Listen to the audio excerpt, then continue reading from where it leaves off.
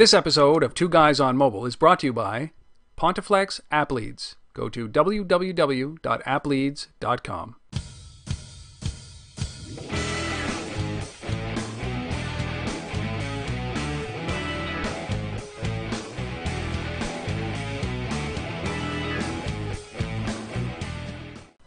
It's time for Two Guys on Mobile, episode number 17.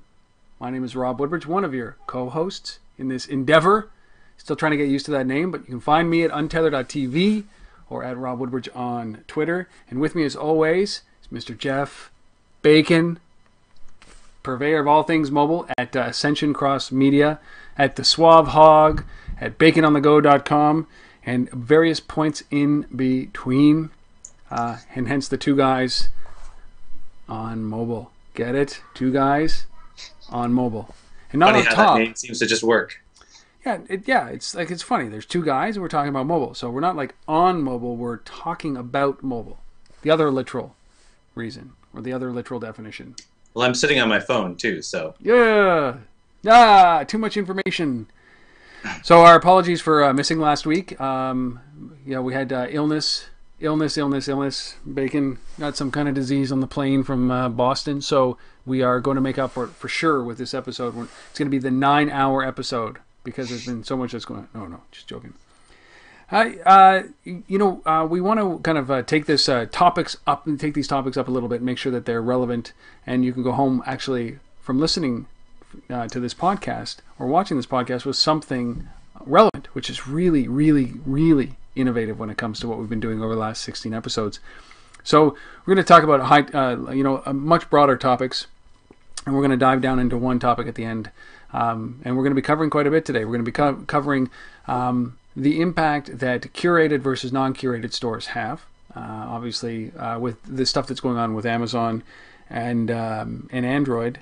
And Google's Android marketplace, and we're going to talk about smartphone market share, which we've seen some pretty interesting numbers in the last month, and we're going to talk about the Generation Y, those millennials, the misfits, the 20-year-olds right now that are cutting cords.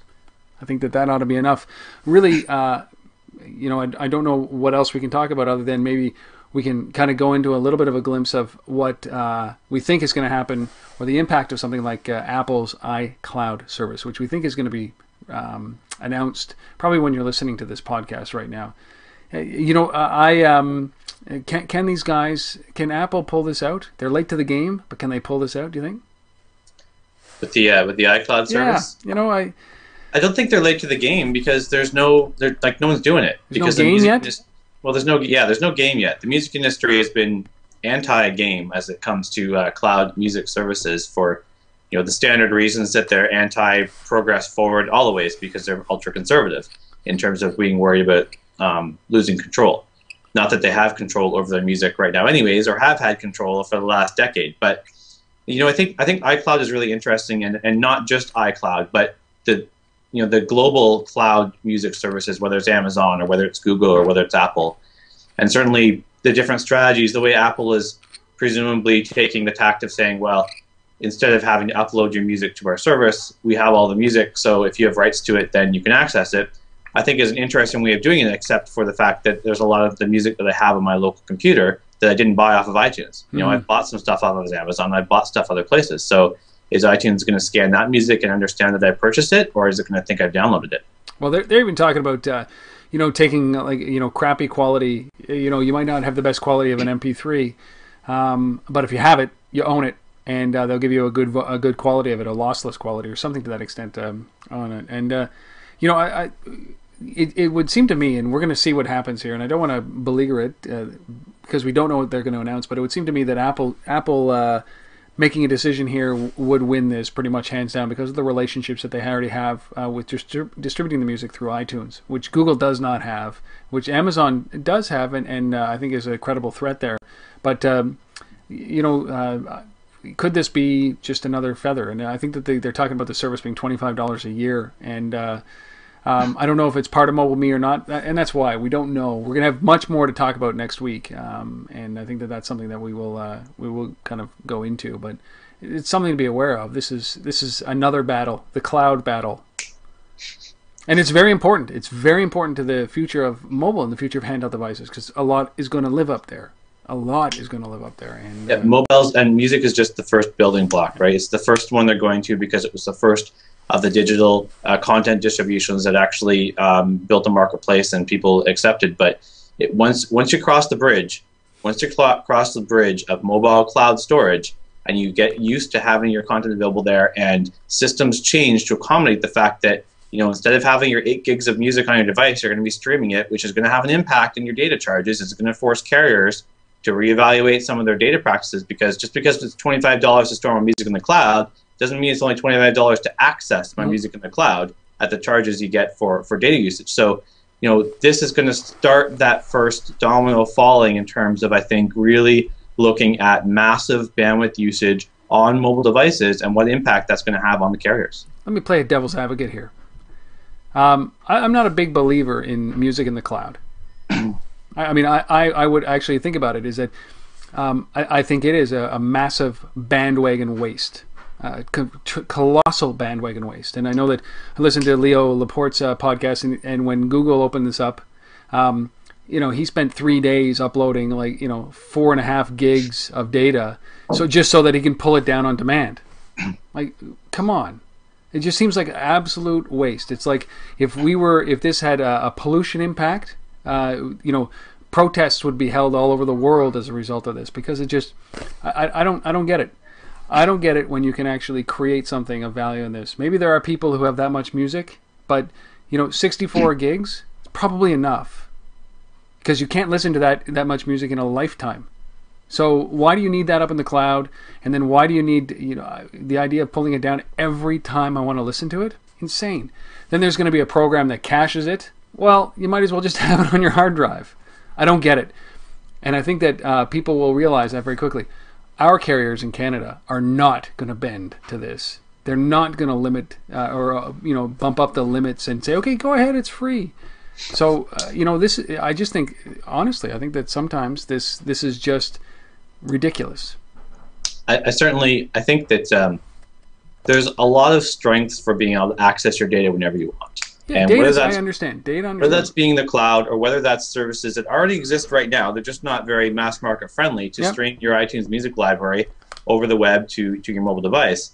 Accessing that information. I have a 32 gig iPhone 3GS, which is my primary media consumption device. I have a BlackBerry as well, but that's my primary media consumption device is that iPhone, and it's 32 gigs, which is a lot.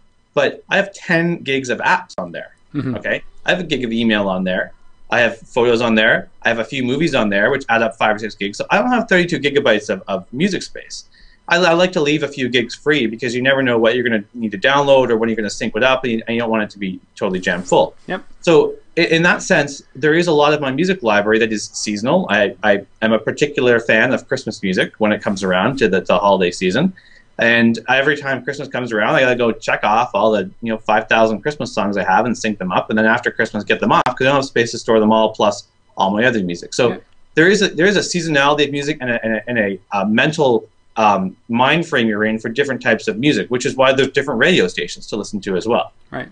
And so I think there is a lot of advantages of having that ability to see it in the cloud, but lossless copies are not the answer either, because I have some copies of music that are intentionally smaller because I don't need them to be that big. I don't care if my Jingle Bells sounds lossless music quality, but streaming the lossless music quality over the broadband connection is even worse than just streaming a regular 128-bit showcast stream or something. Yeah. I'm with you, but there's got to be an interim step. There's a better solution than consuming just-in-time consumption of music, right? If I own that MP3 or if I have that MP3, man, what might be good is that if I don't have it on my device and I own it and it's in the cloud somewhere, then pull it down, right? So, I don't want to carry my entire collection, but, I really want to hear that Springsteen tune that I don't have on there for some reason. Then reach up, grab it, play it. But not. That's got to be the logical way that it's been done. I mean, it's illogical to think that anybody would stream a song you've already got on your mobile device. There's no value chain in which that makes any possible sense to do. No, but I just think that a lot of people are talking about this as literally like putting everything, all your music in the cloud, and having nothing on your device. And then every time you want to play it, it's like consume and waste. And I don't, carriers are not going to go for this, and it's bad business. It's really bad business. Proper architecture for it would be the fact that you've got whatever 16, 32, 20 gigs of music there, and when you play a song that you don't have there, it will bring it down and leave it there on your device. And the oldest song that you haven't played, it'll kick it off if you don't have space for it, because you can always get it back from the cloud, which means that basically all the music you listen to is on your device. You don't have to stream it down. And the oldest songs you haven't listened to still might show up there, but you can only access them if you have cloud availability. That's a smart app, right? And it would be so great if on the device, it would list every song you own. Right? Every song you own. And if you hit shuffle, you could choose whether or not, you wanted to pull down from the cloud or just play what's on the device. Right? Or you could have the cloud manage it. So when I get into a Wi-Fi network, one of the biggest pains for an iPhone user is that I have to sync still. No, I want over the cloud, get that right. But when I walk into it, it could authorize to be able to allow to swap out music that I don't listen to versus the music that I did listen to that I streamed, and it would download it then. So that kind of smart architecture, I'm all for. But the idea of just storing music up in the clouds, come on, right? I already get a bill from Rogers that is just ridiculous because of streaming television, right? So I can't imagine adding music on top of that. Yeah, the reality is 10 years from now, we'll be saying big deal. Yeah, I know. Okay, because the carrier network, the reality is we have the technology now. It's not that it hasn't been invented. We have the technology now that those wireless networks could be streaming at 10 times, easily 10 times what they're streaming at right now, if not way more. Broadband wireless has been invented. It's just the cost of rolling it out across a wide enough area to make it make sense, which is particularly pertinent in Canada and some areas in the United States because the population density isn't quite there. Mm-hmm. And so we see this in the Canadian market a lot where even the big cities don't end up having the best services first necessarily because the big cities aren't 10, 20 million people, where in the United States you do see a lot of big cities get big services first, and then they take time to roll out to the rural areas. Yeah. And the investments in these network upgrades are not inexpensive. It's billions and billions of dollars to do, and carriers are doing them every 5 years. Mm-hmm. Because every 5 years, their network runs out of capacity because we're doing things like putting music up in the cloud and streaming it down all the time. Yeah, it's kind of crazy. Well, we were going to jump into a story, but this might actually lead very well into a short story, which is we're talking about the Gen Y cord cutting, and one of the things like Gen Y, these 20-year-olds born in the mid 80s, born with technology, very comfortable with technology, very very technology comfortable with technology. And also very comfortable with kind of a little bit more of an open stance towards privacy, right? They think privacy is a fallacy. It's really just, you don't have any privacy at this point. They're also just kind of first jobs out of university or college, and they're attention craving. So that's what kind of feeds all of this stuff that's going on. But there was a study that came out that said that up to 60% of Generation Y are cutting the cord, cutting all cords. That's ties to the phone, to the cable company, everything like that, and just going with a mobile device or a tablet. Using Netflix and as your primary streaming, or even just abandoning television altogether and using the internet and YouTube and Vimeo and Blip and all the other services that are available, or the local channels as well. And this is a pretty significant thing because I know, Jeff, you don't have a home phone. Nope. And I think it has a lot to do with the fact that if I can store everything on somewhere and pull it down, I'm about as mobile as I can possibly be. And television is an anchor, really, because I have to have it plugged in. And then you have companies that have created technology that allow you to take the television with you. Well, it's an interim step. I don't want a piece of hardware.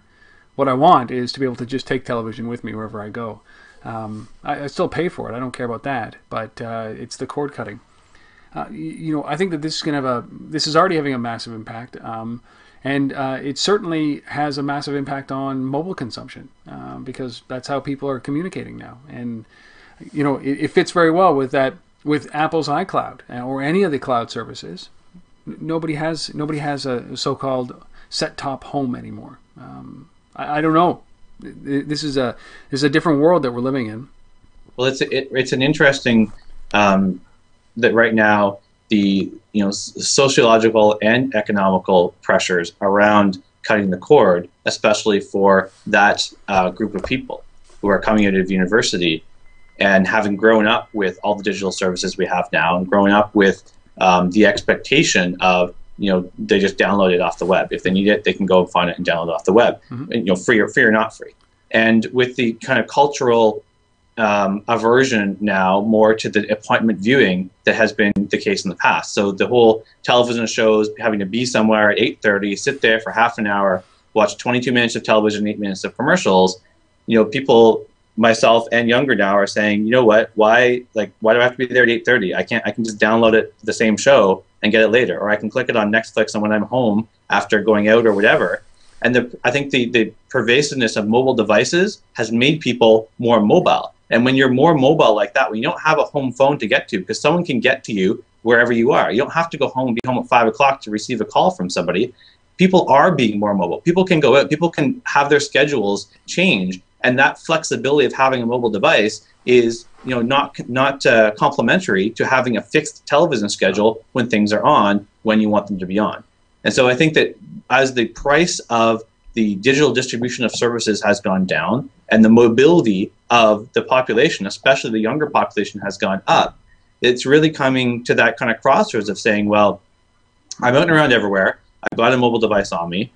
I want to do things when and where I am and when I want to do them. And I don't want to pay for the same thing 3 or 4 times. Why do I need to pay for 500 stations when I want only 17 shows? Yeah. I want to pay for those 17 shows. Yep. And Netflix has really shown the way and really been a leader in this market, and a leader not just in the distribution, but in the price of that content, and that they have really driven it down to the point where they understood that their market was people who didn't want to pay a lot of money for their cable providers. Yeah. And they haven't gone out and said, you know what, we're providing the same services, it's the same cost, it's just a little more convenient. They said, no, we're going to be price sensitive on it. And they've acquired so many customers and a whole generation of people now that legitimately see Netflix as a completely viable way of getting their entertainment and their content that's not tied to a cable provider. Well, the staggering statistic, I mean, I think this is what validates, the concern about piracy and illegal downloads, is that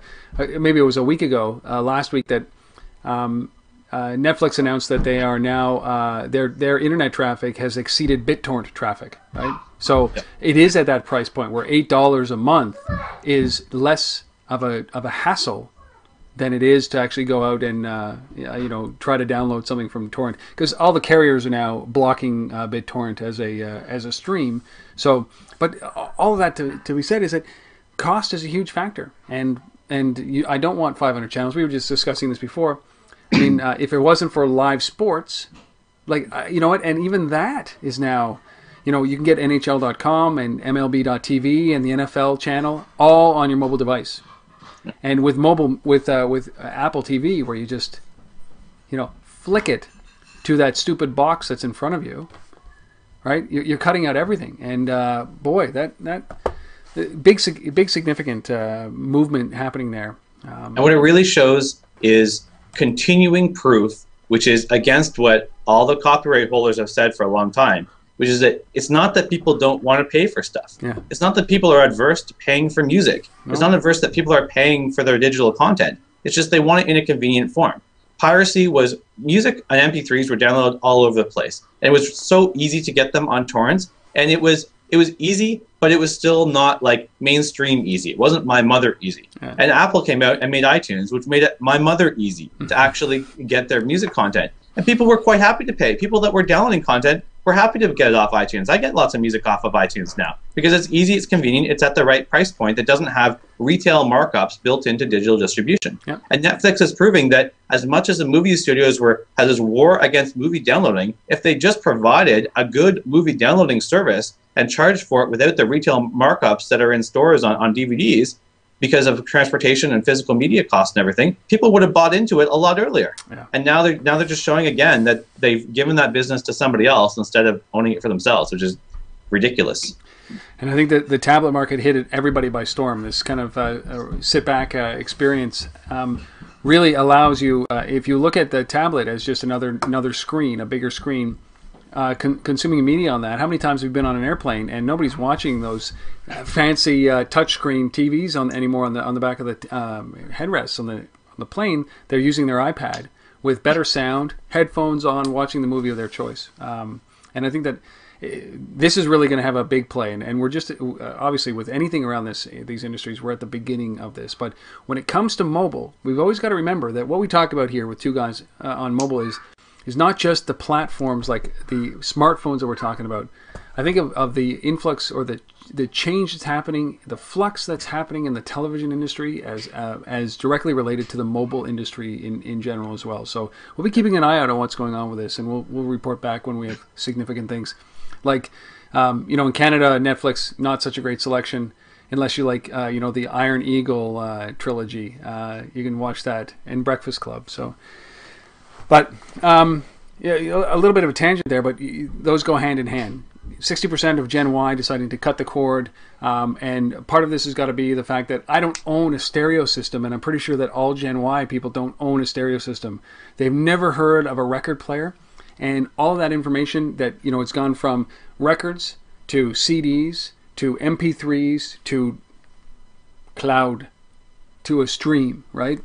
And that's happened in 10 years. Pretty insane. So another story that we wanted to touch on was the stuff that's going on with Android and the Android marketplace, and how a curated store versus a non-curated app store is going to have an impact on how people buy, because there were 30 different 30 different apps that were pulled from the Android marketplace that were infected with a virus, and the virus this time didn't require anybody to actually launch anything, right? It just, you had to answer your phone, and it kicked it off. And some of the actual infected apps were great. I mean, I don't know how many people are going to admit to downloading Sexy Girls, Hot Japanese, or Beauty Breasts, or Sex Sound. So those, maybe there's a couple of people. But Tetris from Glue was infected, and so were a bunch of other Glue games. And this is where you start to think, well, the Wild West is going on here. Yeah, it's certainly, it gives a lot of perspective to the people who have been complaining about Apple's policies on their storefront. And, the policies that Apple has impacts different people differently. It impacts consumers positively. Consumers are positively impacted by Apple taking a while to approve content and doing their due diligence on it. Impacts developers. For most developers, their perception is it impacts it negatively because it delays what they can produce. They don't really know if what they're going to get produced is going to get accepted by Apple, and it causes them a lot of grief. Apple can change their policies, and suddenly half their revenue stream dies when they decide that Tapjoy isn't a service they want running on their system. But the curated store that Apple does provides security. It provides a peace of mind for people. And you don't hear reports about people returning iPhones because the software on them was draining their battery, or the software on them was causing them ill effects when they weren't using it. And one of the other stories that came out around there was that 70% of Motorola's Android returns were really due to software that was running on the device that was eating up the CPU or eating up the battery or causing some negative impact for the customer. And the positives of Android's market of allowing anyone to do anything, and whatever you create is pretty much going to be able to go up there, has the corresponding negative side of what the PC industry has gone through in having a virus issue. Yeah. And iPhone will never need a virus checker, but PCs needed a virus checker, and Android is going to need a virus checker if people are still accessing stuff through Google Store. And it's not just customers and developers, the whole ecosystem of people involved in the Android market. I think AT&T likes people returning their Android phones because there's software problems on them. Yeah, like that costs AT&T a lot of money, not just Motorola. It costs AT&T a lot of money when people do those returns on it. So is AT&T going to change their policies back from saying Okay, we'll allow the Android market on our phones to back in the old days where there was walled gardens, Yep. and they were curating all the content on their phones because they knew if they curated their content, their support costs were way lower. And Amazon is providing a curated storefront. Are they going to kick Google out of carriers? I be very weary of Amazon if I was even Apple or Google right now. Especially, I mean, Amazon launched an Android marketplace, and they understand how to sell. They're retail, and they just launched an app, Mac Store, right? A Mac App Store. Sorry. The same way that Apple launched theirs, it's a web-based one.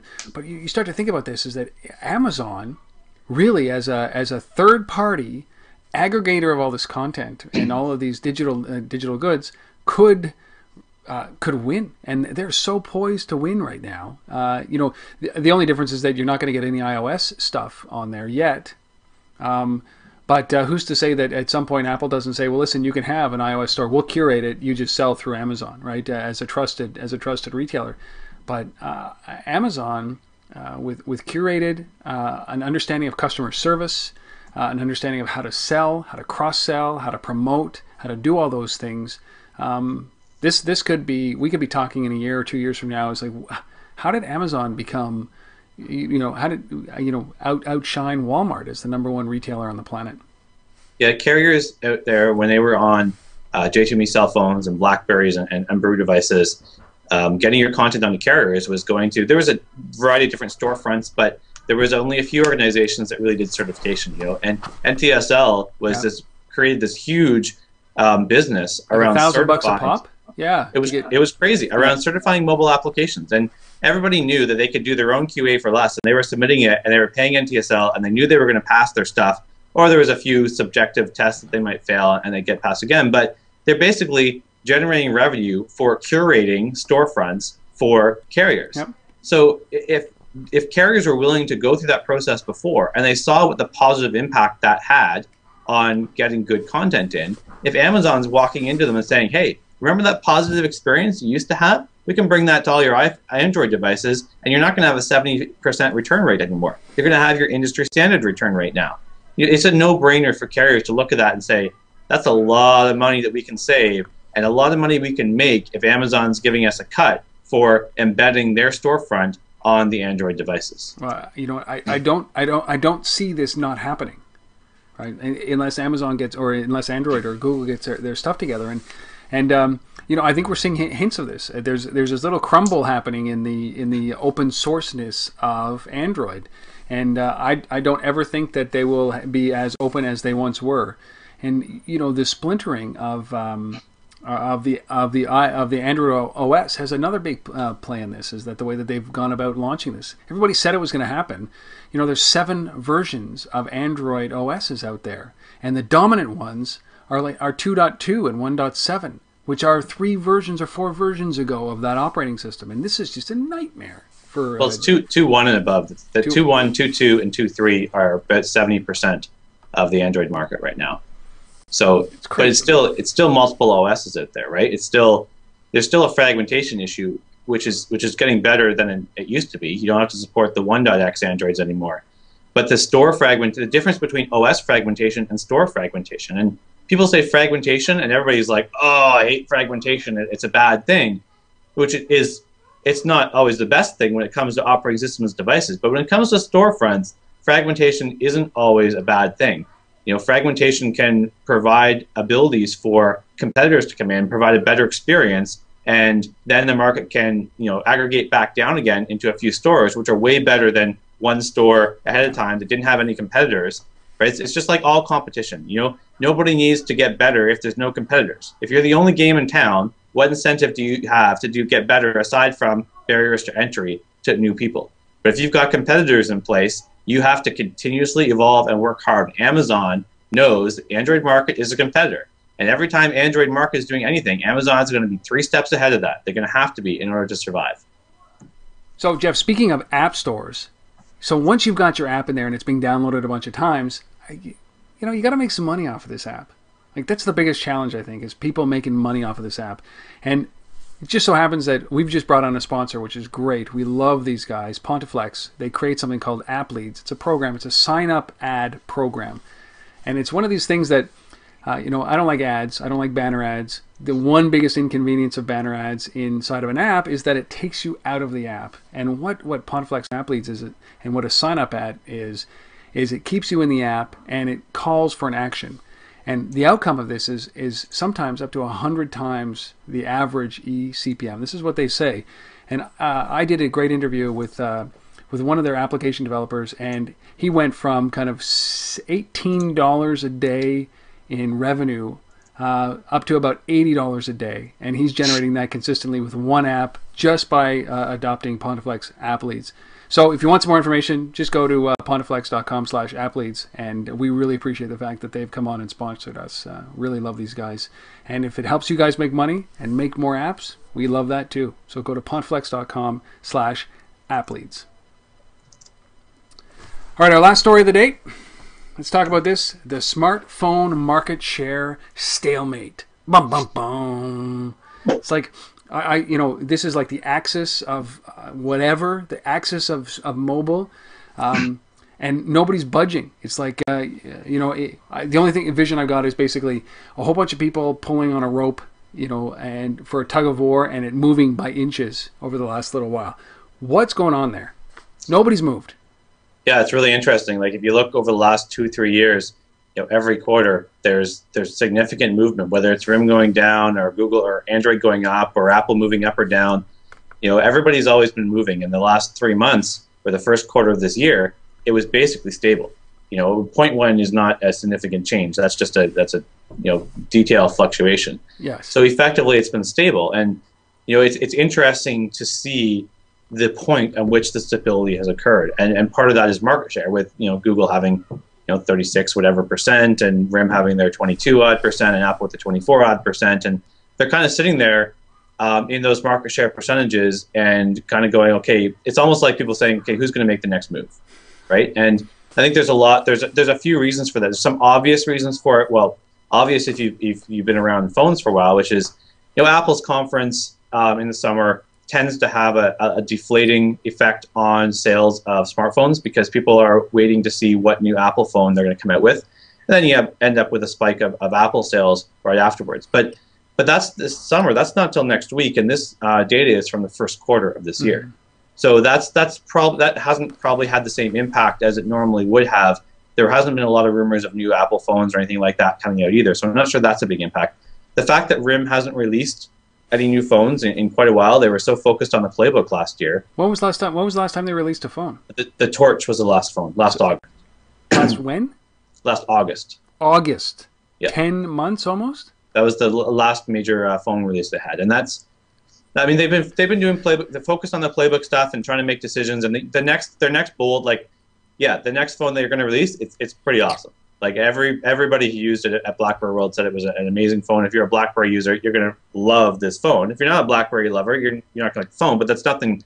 There's nothing you can do about that, right? If you don't like the phones, you don't like them. So they have this one phone coming out, but RIM tends to release their phones in the second half of the year anyway. So there hasn't been many RIM releases. So I think what you're seeing right now is the phones that are in market. I mean, there's Android releases all over the place, and there's been a few significant ones, but what you're seeing in the market right now is based on the current models and current functionality and activities you can do on phones. This is kind of where the market is saying, there's this many people who like these style devices, and I think that it's really showing where the stability for those companies is, and they're going to have to do something different or new in order to change the market share. I completely agree, and I think the dark horse is. Even after that, the Nokia deal that Nokia was hammered, or Microkia or Nokisoft, when they announced that they were going to be taking the Windows Phone operating system and putting them on the devices, even Nokia didn't have that much of a drop. It was like a 2% drop in market share over that period of time. Yeah, I mean, Nokia has not fared very well globally. In North America, they weren't faring very well last year anyway. So, from a smartphone perspective. But I think that what'll be interesting is, Apple has their conference next week, which traditionally precedes a bump in sales of Apple products, and I'm sure it will again. But if they don't release a new phone, they're not going to see the same bump they do when they release a brand new phone. Yeah. RIM's got their new Bold device coming out. I don't know what the release date is. Sometime probably in the end of the summer time frame. So there's those two kind of not major changes, but events for those two companies, which probably will counteract each other. You'll probably end up with, okay, Apple gets a bump, and then RIM gets a bump, and they end up being a bit the same. I think what's going to be interesting to see whether or not this stability holds out through the rest of this year, because the rest of this year is when these companies have the advantage of not having to deal with Microsoft. Right. As of the end of this year, there'll be a fourth company that has phones in the market. I mean, there's Windows Mobile phones in the market, but they've been so successful. But the Microsoft-Nokia partnership, Christmas is when the first device is targeted. And that's when we'll get to see. The first quarter of next year and the first half is when we'll be able to see, are they going to be able to have an impact in the North American market with those phones? And I really think it'd be interesting to see if Apple and RIM and Android manufacturers kind of take this year as a breather year, because it's been so crazy. And legitimately, if I was one of those companies, I would kind of be saying, you know what, if nobody else is doing anything crazy, let's just take this year, get all our ducks in a row, get our back-end stuff going, get our technology, and not try and outdo each other like crazy, because we're kind of, no one's losing, no one's winning, and let's see where it goes.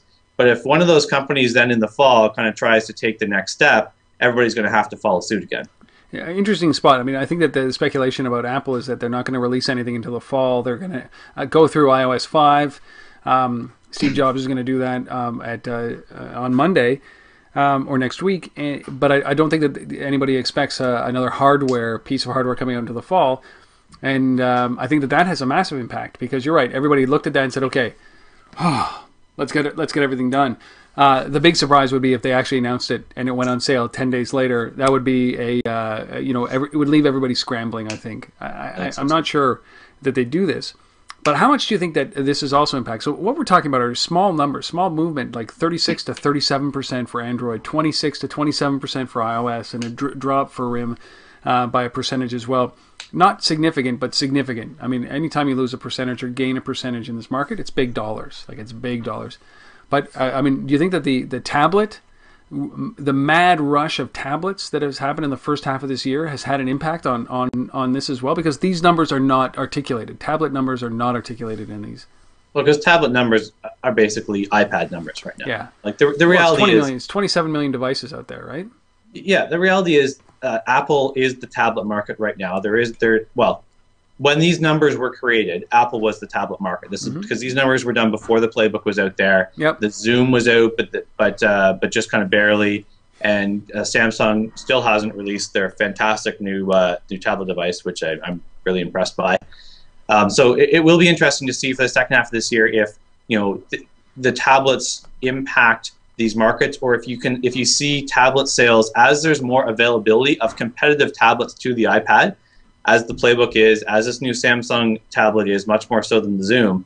If you see sales figures from those companies not near the percentages that you see in the smartphone market, because you can't do that in the course of your first product release. It takes a few to do that. But if you see what an impact you see in the tablet market, and if you correlate the tablet sales to what smartphone platform people are using, when they have the choice, are people choosing still to buy an iPad if they've got an Android phone? Mm-hmm. Are they buying an iPad if they've got a BlackBerry phone? Yeah. Are they buying a Playbook if they've got an Android phone? What are people pairing their devices with? I think that's the most interesting piece of information in the second half of this year that will be used to project smartphone and tablet space in 2012 and 13 and 14. Because if you see a very, very strong pairing between platforms, Microsoft and Nokia have something to worry about, because the tablet sales could be helping to drive smartphone sales by the end of this year. Absolutely. I mean, and I know that Microsoft has announced a tablet, but not for release till 2012. But the general, there was a demo of it, and the general sense is, man, this is great. Whether it's too late or not, I don't even know. We don't even know, because there isn't a tablet market right now. It's just, as you said, it's dominated by one platform. But what I think is missing in all of this, when you talk about smartphones, is that we shouldn't be just talking about smartphones anymore, because of the pervasive Wi-Fi access, the fact that everybody's got a hub with an iPhone or a BlackBerry. You really have to start looking at these numbers and saying, well, that's phones. But how important is a phone now what it is, it's an information device or a portable computer. And I think we should be starting to look at operating systems as a number. And then when you start to look at operating systems as a number, it shifts again massively, because it takes into consideration all of Android, every platform, including their tablets, iOS tablets, iPod Touch, iPhones. It will take into consideration the BlackBerry OS, QNX for the tablet, and the BBOS, and you know, that will tell a different story than what we're seeing right now. Phone numbers, I don't even know why we're still we care about those. And every time, every quarter, it's like Gartner releases this, and it's like, oh my god, oh my god, oh my god, and it's, you know what? Phones don't matter. Stop calling them phones. Stop calling them smartphones. Let's talk about operating systems. I agree that I think we have reached the point where, you know, we transitioned to talking about smartphones instead of regular phones, and finally, you know, smartphones are 50% of the sales out there of phone category devices, right? They crossed that threshold, and it's almost like that was okay. They've crossed that threshold. Now it's an accelerating path towards all phones being smartphones, just by the nature of the evolution of phones. The definition of a smartphone encompasses what you can build cheaply now, so there's no reason in a year from now really to be building expensive non-smartphones. It just doesn't make sense. So smartphones have crossed that threshold, and people, as you say, are looking at what they can do with their mobile device. The fact that it's a phone, I mean, that's important. It's a feature. It's one feature. Exactly. It's a feature in that, you know, if I have my phone in my pocket and I get a call, I should be able to answer it on my tablet. It should be connecting with it and go from there. It just happens to use that radio for it, right? And we should definitely be looking at platforms. And I think that the change in that will happen probably by the second half of next year. Because right now, you know, Android, it has a platform, but it's still broken, right? It's the Honeycomb and the Android devices, and it's not one application that runs on both. You know, iPhone has its single platform. RIM has two platforms now. Microsoft, will they have one platform, or will they have two platforms when their tablet comes out? It really depends on what their tablet is. My money has always been on Microsoft going with Windows 8 on tablets, and that's not Windows Phone 7. So by the second half of next year, we'll be able to see whether or not it should be platforms, or whether what we have to split it, or it should be phones still, or whether we need to split up and say, you know, it's RIM OS, BlackBerry OS, it's QNX, it's iOS, it's Android, which is going to converge their Honeycomb to 4.0, but they're still non-Android devices. It's Windows Phone 7 and it's Windows 8. You know, it's Windows 8 added to the category of mobile platforms and to the whole huge, like, 6 or 7 groupings that you have a chart for, which will put iOS on top. Yeah, by far. There are over 100 million devices easily, and that's a pretty significant amount of operating power and clout, and that we're just not measuring that right now. I totally agree, and I think that I would hope that we see that a little sooner. But you know what? It's the analysts. What we need is a new breed of analyst that understands mobile is not phones. It's not phones. Right. I don't use the phone really. I mean. I'd love to be that analyst too. Like I'd love to put some of these stats together for it. But the problem is, every time you go looking for statistics that are actually relevant, not the stupid ones that half the analysts put out there that don't really mean as much, you just can't get them. Like, how many active iPhones are there right now? You can't get that information. Apple will say, oh, we sold 120 million iOS devices by September of last year. Great. How many of them are in the trash? How many of them were broken? How many of them people are not using right now? Right? RIM says there's well over 60 million active Blackberries, not sold, active Blackberries, and they've sold well over 100 million. So, you know, what's the percentage of iOS devices that are active, not sold? Because that's the real number. What's the number for Android? What will be the number for Microsoft? Not that they're shipped to stores, that are active on people. And we're going to start getting that data. Now we're going to start. The challenge with it is that the iPods, the old generation of iPods that are still out there, are not connected devices. So as you start to refresh those, we're going to start to see that. That's why RIM can give a great number of 60 million, because all they have are smartphones. They know how many activations because they're paid based every month on an activation. They get that BES fee, basically, or the BIZ fee from the carriers. They know. They can measure this. But Apple knows. Apple knows how many devices they've sold. They don't know how many iPod Gen 1s are actually still out there. Oh, sure they do. They know how many are connected to iTunes. Yes. Oh, you're right. Yeah. Right? They know how many are connected to iTunes, so they can do that. But the reality is iPad Gen 1s and Gen 2s are irrelevant because you can't write software for them anyways. Right. or you have to write a separate application. So it's really only a platform of the Gen 3s and forward. Yeah. And that's the other question. Right? Same with Android devices. Does the Android One X devices, even if they're in the market anymore, I don't care. Because you know what? If I need to support the newer devices, I have to write 2 pieces of software, and I'm not doing it. No. So all I care about is the relevant portions of each of those platforms. RIM as well. It's not all 65 million devices that I care about, right? No. There's a lot of active BlackBerries out there that I'm not writing software for anymore because they're old BlackBerries. And the problem is actually figuring out what the market share of active, addressable, relevant mobile devices is. It's ridiculously hard to figure out because of the dearth of information that's out there and how tightly to the vest all these manufacturers hold their numbers. But the more you can pull that information together, that's how you should use for your mobile strategy moving forward. I totally agree. If anybody is out there that has any data that would like to publicize that on this, get in touch with us.